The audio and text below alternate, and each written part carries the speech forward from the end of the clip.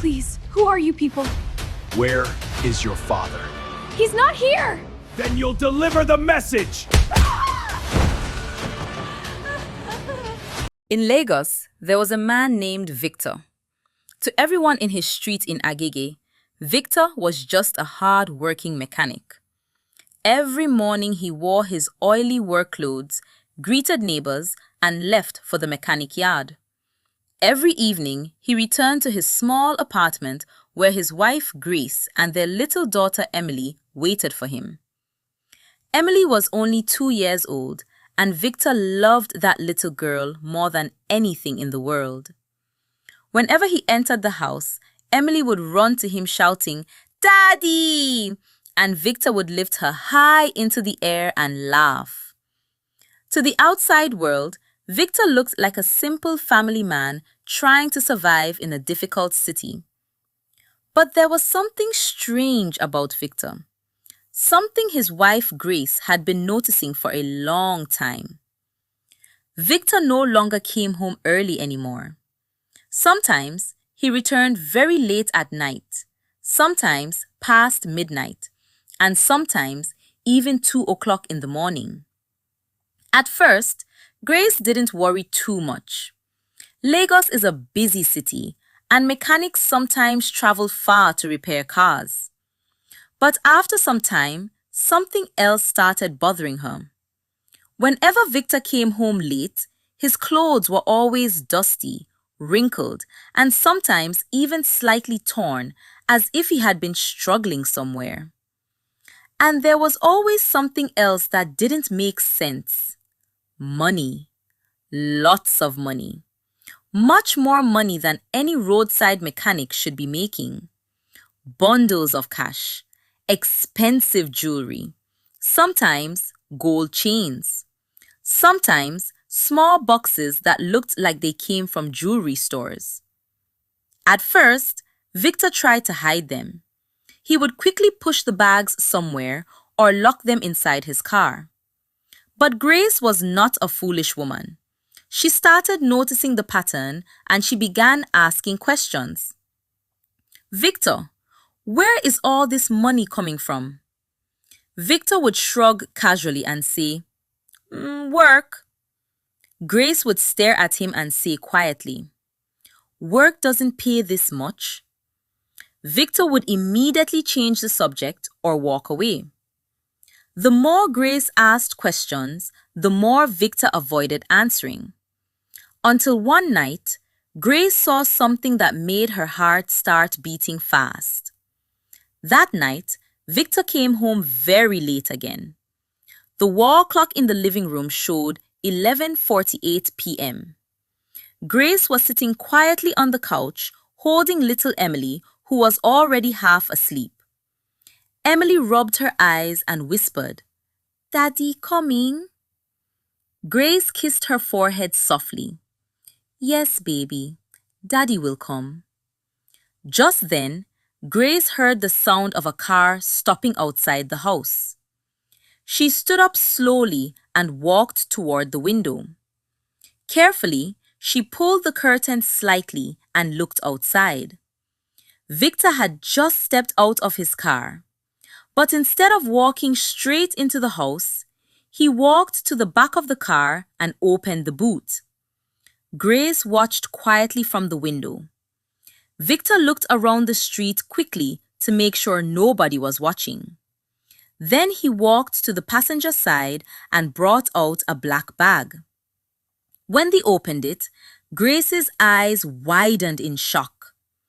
Inside the bag were bundles of cash, stacked together, and several small jewelry boxes shining under the car light. Victor quickly pushed the bag deep into the boot of the car and slammed it shut. Grace stepped away from the window slowly, her heart racing. A few seconds later, Victor opened the door and entered the house. He looked surprised when he saw her awake. "Oh, you're still awake?" Grace crossed her arms slowly. "Victor, where are you coming from?" Victor removed his shoes calmly and said, without looking at her, "Walk." Grace stared at his clothes carefully. Your clothes are dirty again, Victor sighed. I fixed the car outside town. Grace shook her head slowly. Which mechanic work keeps you outside until midnight? Victor didn't answer. Instead, he reached into his pocket and dropped a thick bundle of cash on the table. Grace gasped in shock. Victor, where did you get this? Victor shrugged. The man paid well. Grace stared at the money silently. This is too much money for fixing a car. Just then, Emily woke up and stretched her tiny arms. Daddy! Victor immediately smiled and lifted her into his arms. My princess! Emily laughed happily while hugging his neck. Grace stood there watching them quietly. Victor looked like a loving father holding his daughter, but something inside Grace's heart felt very wrong. The next day, he walked into the living room smiling and said, Grace, get dressed. Grace looked confused. For what? Victor carried Emily happily. We're going shopping. Grace frowned. Shopping? Victor nodded. Yes, buy anything you want. Soon they arrived at a big shopping mall in Ikeja. Victor entered a clothing store confidently and began pointing at different things. Pack that dress and that one and those shoes. The attendant quickly started packing the items. Grace held Victor's arm nervously. Victor, this is too much. Victor laughed loudly. You worry too much. Then he walked straight into a jewelry shop. The lights reflected brightly on the gold and diamonds displayed inside the glass cases. Victor pointed again. Show me that gold necklace and the diamond one beside it. The attendant carefully placed them on the counter. Grace whispered nervously, Victor, these are very expensive. Victor placed his card confidently on the counter. My wife deserves the best. Soon the table was filled with shopping bags and jewelry boxes. When they finally reached home, Grace placed the bags on the table and turned slowly toward Victor. Victor, where are you getting all this money from? Victor's expression changed immediately. Grace, stop questioning me. Grace shook her head slowly. Even if you fix 10 cars in one day, this money is too much. Victor suddenly slammed his hand on the table angrily. What is wrong with you? Grace stepped back in fear. Victor continued shouting. I work hard every day to provide for this family, and all you do is suspect me. Grace spoke softly. I'm not suspecting you. I'm worried. Victor grabbed his car keys angrily. I have work tonight. Grace followed him to the door. Again? At midnight? Victor turned back sharply. Why do you question everything I do? Grace said nothing. Victor opened the door and walked out. But Victor was not going to fix any car that night. Victor and his friends were driving across Lagos preparing for another robbery. Late that night, they arrived at a luxury apartment in Lekki. Within minutes, they forced their way inside and began searching everywhere. Drawers opened, jewelry boxes emptied, money disappeared into their bags. Suddenly, one of the women inside the apartment screamed loudly, I saw your face. Victor's expression changed instantly. His eyes became cold and dangerous. Two loud gunshots echoed inside the apartment. Minutes later, Victor and his friends escaped into the dark streets of Lagos with bags full of money and jewelry. When Victor finally returned home, the night was silent. He opened the door slowly and tried to sneak inside without making noise. Suddenly, the living room light came on. Grace was standing there. Victor jumped in shock. You scared me. Grace crossed her arms slowly. Why are you sneaking into your own house? Victor forced a small smile. I didn't want to wake you and Emily. Grace stepped closer and frowned. Victor, your clothes are very dirty again.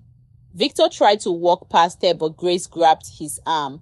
Then she froze. Her voice began to tremble. Victor, what is this? Dark red stains covered his shirt. Grace's eyes widened in fear. Victor, is that blood? Victor quickly covered his chest. It's nothing. Grace panicked and began touching his shirt. Where are you injured? Let me see. Victor pulled away impatiently. Grace, I'm fine. Grace stared at him in disbelief. Cars don't make people bleed like this. Victor said nothing. He walked straight into the bedroom and shut the door behind him. Grace stood alone in the silent living room, staring at the closed door while her heart pounded heavily in her chest. Something was terribly wrong, and for the first time since their marriage, Grace began to fear the man she was living with. Victor woke up early the next morning. He showered quickly and started dressing up. Grace watched him from the bed and frowned. "Where are you going this early?" Victor grabbed his car keys. "I'm going to buy sweets for Emily, and I also need to cut my hair. Look at it, I'm looking bushy." Grace nodded slowly. "Okay, but please come back early. We need to talk." Victor sighed impatiently. "You're always talking." Then he walked out. A few hours later, Victor arrived at a busy shopping mall. He entered a jewelry store and bought expensive necklaces and bracelets. The attendant packed everything into a small luxury bag and handed it to him. Victor grabbed the bag and left immediately. From there, he drove straight to a barber shop to cut his hair. He sat in the chair and the barber began trimming his hair. While the barber worked, Victor was busy chatting on his phone with one of his robbery partners.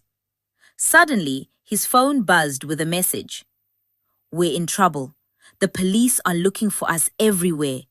The news of yesterday's robbery is everywhere." Victor quickly typed back, "Relax, nobody knows us."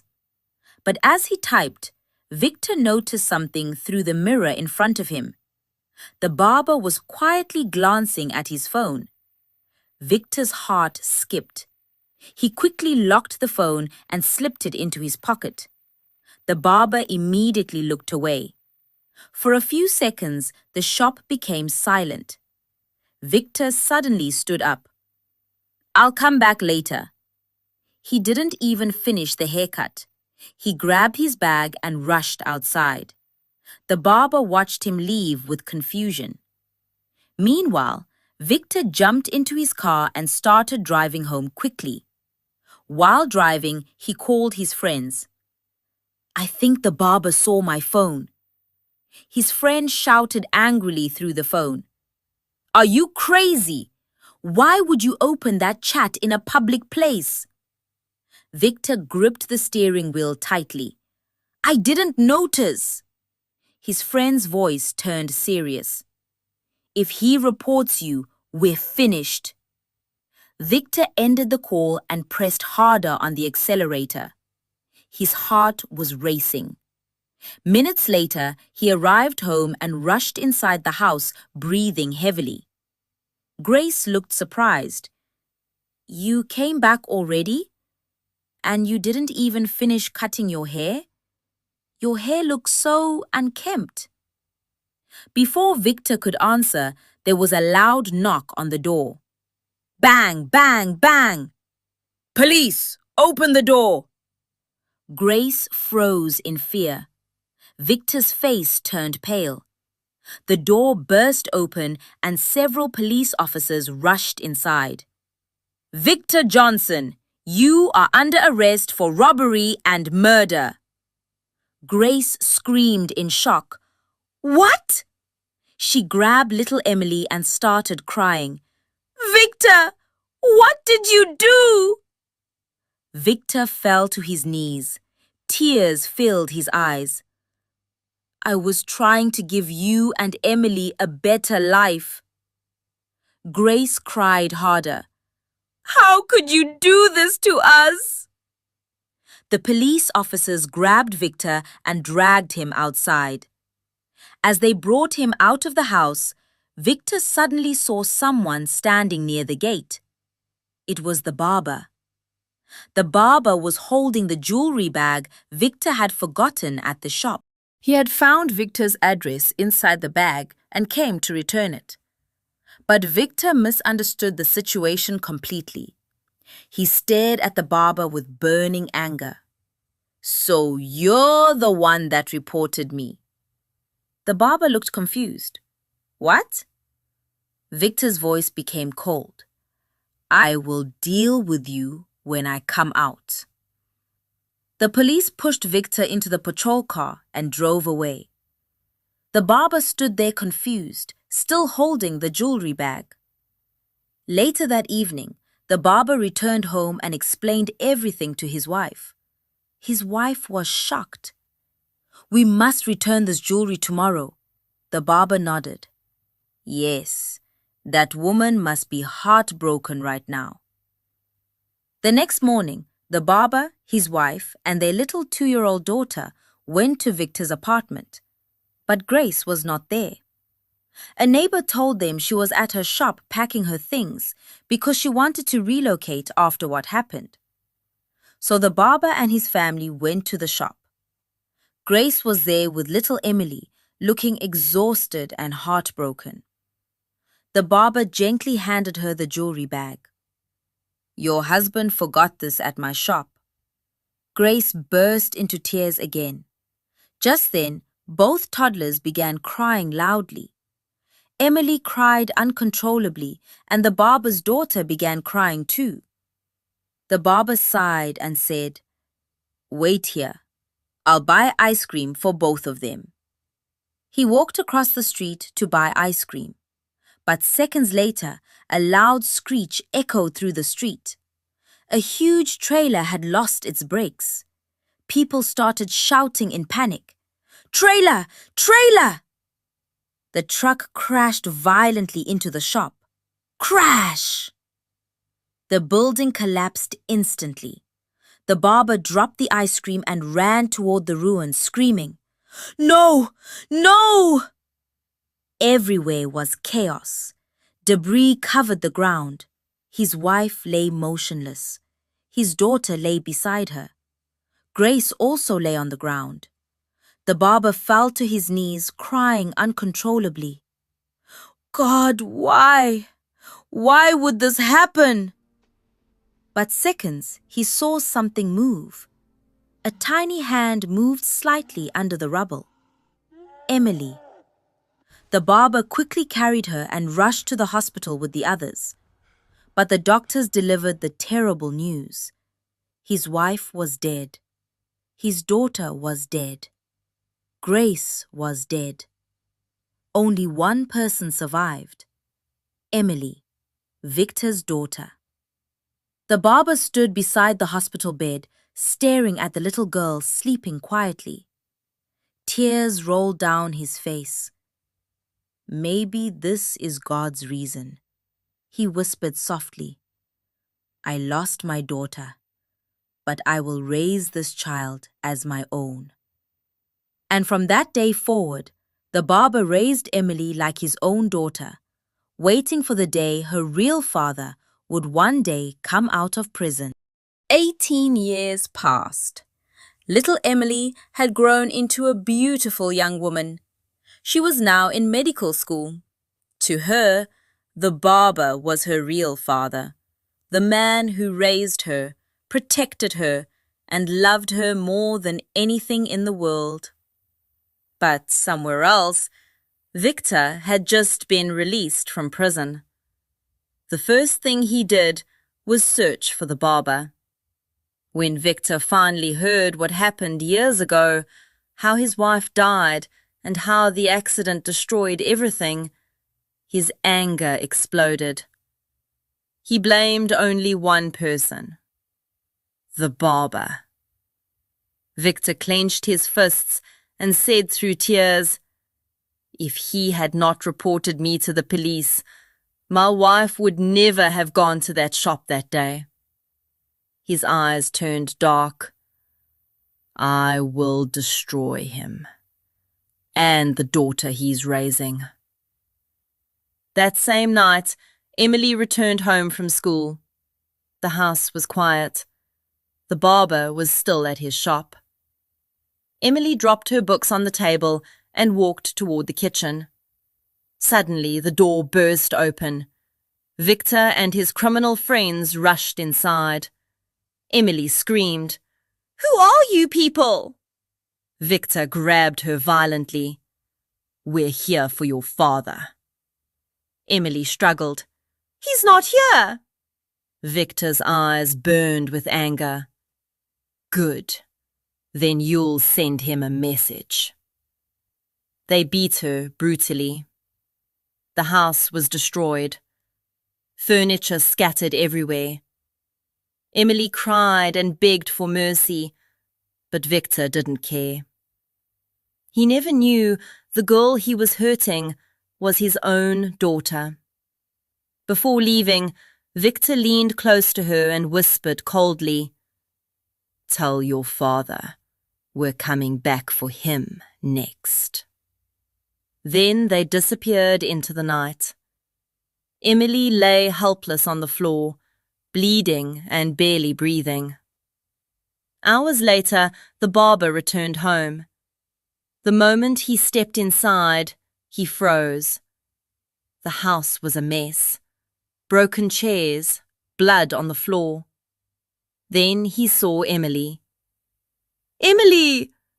He ran to her and fell to his knees. "Who did this to you?" With her weak voice, Emily whispered, "3 men. They said they're coming for you." The barber carried her immediately and rushed to the hospital.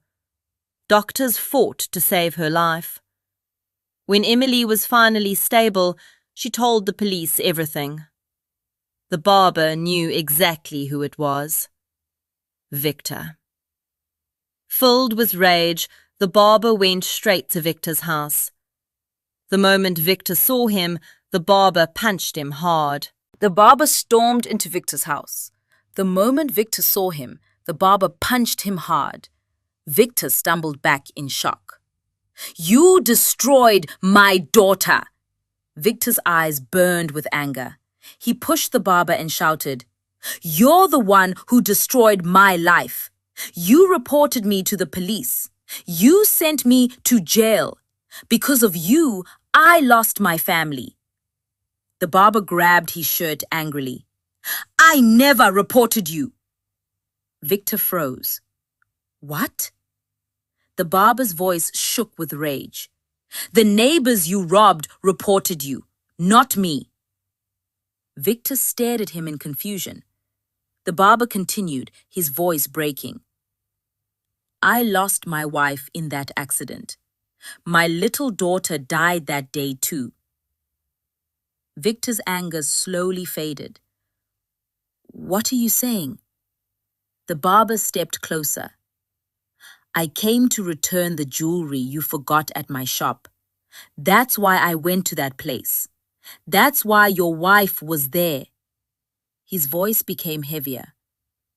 "The trailer crash killed my wife, my child, and your wife." Victor's body stiffened. The barber pointed at him. "Only one person survived that day." Victor whispered slowly, "Who?" The barber looked straight into his eyes. "Emily."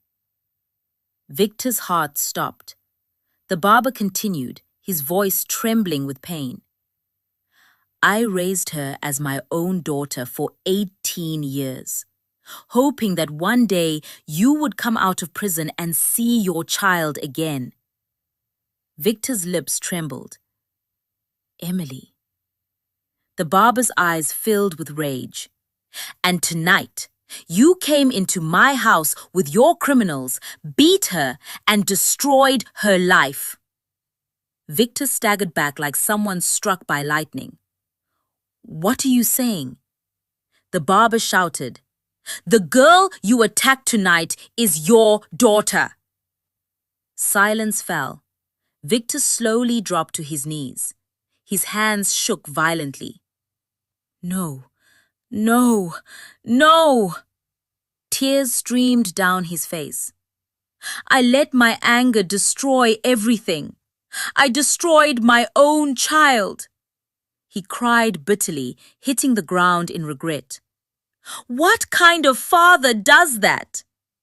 At that moment, police sirens filled the street. Officers rushed in and grabbed Victor. He didn't resist. He was still on his knees crying because the worst punishment had already happened. He had destroyed his own daughter with his own hands. Sometimes the choices we make in anger can destroy the people we love the most. Think before you act, because some mistakes can never be undone. Don't forget to like, comment, and share this story, and subscribe for more powerful stories like this.